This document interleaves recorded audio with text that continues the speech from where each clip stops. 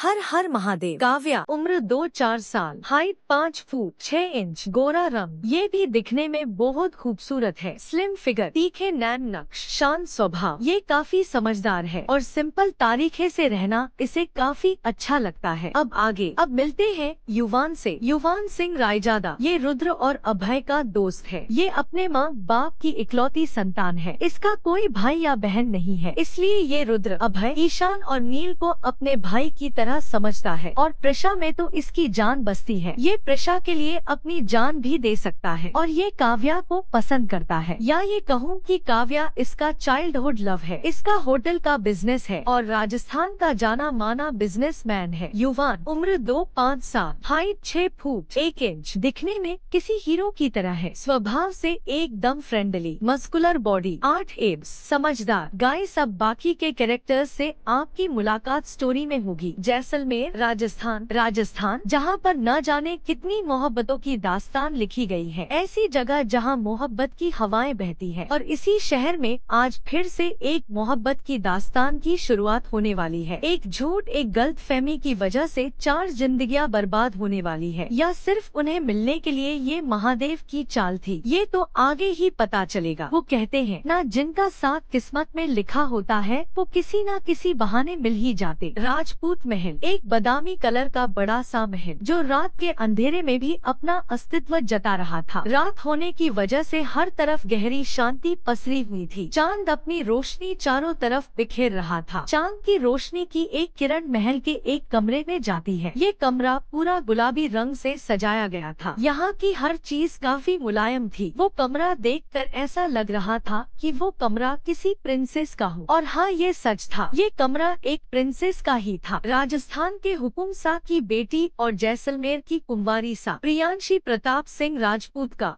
उस बड़े से कमरे में एक बड़ा सा ओवल शेप का मुलायम और बड़ा सा बेड था। उस बेड पर एक खूबसूरत सी परी के जैसी लड़की लेटी हुई थी। वो लड़की बहुत खूबसूरत थी और साथ ही उसके चेहरे पर इस वक्त दुनिया जहान की मासूमियत थी, लेकिन साथ ही उसके उस खूबसूरत चेहरे पर इस वक्त दर्द की सिकन साफ नजर आ रही थी। उसके माथे पर और होठों के पास कट्स के निशान थे जो अब हल्के नीले पड़ चुके थे। वो लड़की अपनी मधुर सी आवाज में धीरे से कुछ बुदबुदाने लगती है। नहीं, प्लीज नहीं, आप कौन हो और ये सब क्यों कर रहे हो? मैं भाई से आपकी शिकायत कर दूंगी। ये कहते कहते नींद में ही उस लड़की के आंखों के कोनों से एक आंसू की धारा निकल जाती है। 2 दिन पहले जिस लड़की को आंसू का मतलब नहीं पता था, आज उसका हर दिन आंसू बहते निकल रहा था। वो तो हमेशा से अपने प्रिंस का इंतजार करती थी कि उसका प्रिंस आएगा और उसे अपने साथ ले जाएगा और फिर ये पूरी दुनिया घुमाएगा, उसे उसके भाइयों की तरह हमेशा खुश रखेगा और उसकी हर जिद पूरी करेगा। और 2 दिन पहले उसकी जिंदगी में उसका प्रिंस आ भी गया था, लेकिन उसे खुशियाँ देने नहीं तो उसे दर्द देने, उसे ले जाने के लिए नहीं तो उसकी खुशियाँ ले जाने उसका प्रिंस उसके लिए बीस्ट बनकर आया था। तभी वो लड़की चीखते हुए उठकर बैठ जाती है। उसकी सांसें बहुत तेज चल रही थी। उसकी आंखों में इस वक्त बेहिसाब आंसू थे। इसके उठते ही उसे अपने लोअर में और लोअर बैक में बहुत ही तेज दर्द महसूस होता है, जिस वजह से उसकी फिर एक बार चीख निकल जाती है। उस शांत माहौल में उसकी चीख पूरे राजपूत महल में गूंज उठती है। उसकी आवाज सुनकर पूरा राजपूत परिवार उसके रूम में आ जाता है। अपनी प्रिंसेस की आंखों में आंसू और उसकी ऐसी हालत देखकर उन सब को अपने सीने में बहुत तेज दर्द होने लगता है। उसे ऐसे टूटता देखकर वो लोग भी अंदर से टूट रहे थे। तभी रुद्र आगे बढ़कर उसे गले लगाने को होता है तो प्रशा जल्दी से खुद को ब्लैंकेट से कवर करते हुए कहती है, नहीं भाई, प्लीज मेरे पास मत आओ, मैं गंदी हो चुकी हूँ, मुझे हाथ मत लगाओ। उसकी ये हरकत और उसकी बातें सुनकर सबकी आंखों में आंसू आ जाते हैं। काव्या रोते हुए प्रशा के पास जाते हुए कहती है, प्रिंसेस देखो, अपनी दी को तो अपने पास आने दो। उसकी बात सुन प्रशा उसे गले लगा कर कहती है, आई एम सॉरी दी, मुझे माफ कर दो, मैंने आपकी बात नहीं मानी। इस पर काव्या उसके सर को प्यार से सहलाते हुए कहती है, है। नहीं प्रिंसेस, आपकी कोई गलती नहीं है, आप ये सब छोड़ो। फिर उससे अलग होकर उसके चेहरे को अपने हाथों में भर कर कहती है, आप ठीक तो हो ना? आपको कहीं दर्द तो नहीं हो रहा है ना? वही बाकी सबसे और प्रशा की ऐसी हालत देखी नहीं जा रही थी, इसलिए वो सब रूम से बाहर आ जाते हैं। वही प्रशा काव्या की बात सुन उसे कहती है, दी मेरी कमर में बहुत दर्द हो रहा है। आगे का कल। गाइस, अगर आपको नॉवेल पसंद आ रही है तो इस लाइक, शेयर और कमेंट करना ना भूलें और साथ ही इसे अपने प्यारे प्यारे रिव्यू भी दे। डोंट वरी, आप जो सोच रहे हो वो आधा सही और आधा गलत है, इसलिए पहले नॉवेल पढ़िए।